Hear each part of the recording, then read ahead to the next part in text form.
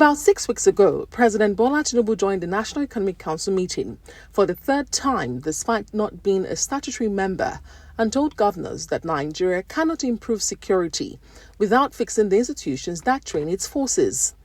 A committee was then set up by the council, chaired by the Enugu State Governor, with former IGP Alkali Baba as secretary, and 6 governors representing each zone to draw up a national blueprint. At its virtual meeting on Wednesday, the council received the report from the committee. It approved 100 billion naira for rehabilitation, pending the president's sign-off, and also approved 2.6 billion naira for consultancy of the project.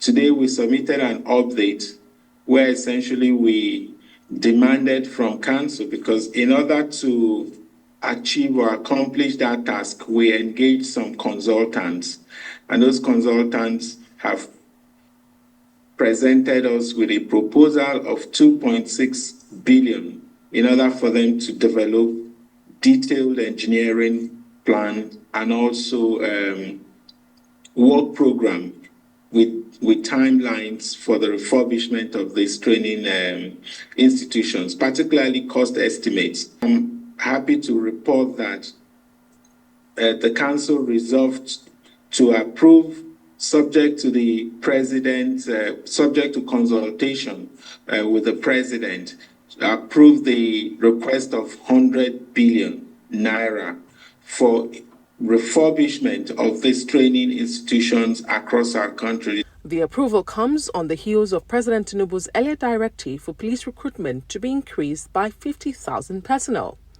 On energy, NEC endorsed the settlement of 185 billion naira owed to gas producers, a long-standing debt that has restricted domestic gas supply for power generation.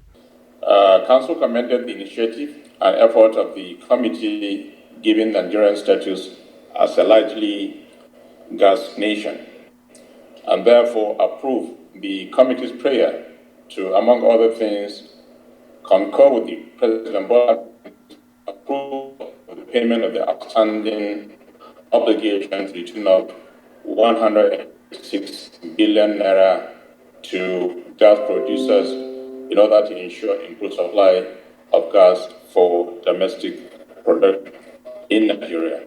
Vice President Shettima urges governors to ensure that ongoing economic reforms at the sub-national level translate into real improvements for citizens. Distinguished ladies and gentlemen, our work today is a demonstration that governance is meaningful only when it improves the lives of the people.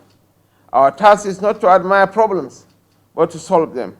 Council also reviewed the country's financial accounts and progress in eliminating the polio virus, with northern states improving but still needing better access to remote communities. All eyes now turn to the president's approval, but more importantly, whether the refurbishment of these training institutions and the expanded recruitment of police can deliver a more efficient, people-focused police force that is capable of responding to evolving security threats. From the presidential villa, Adesuwa Omorwan, Arise News.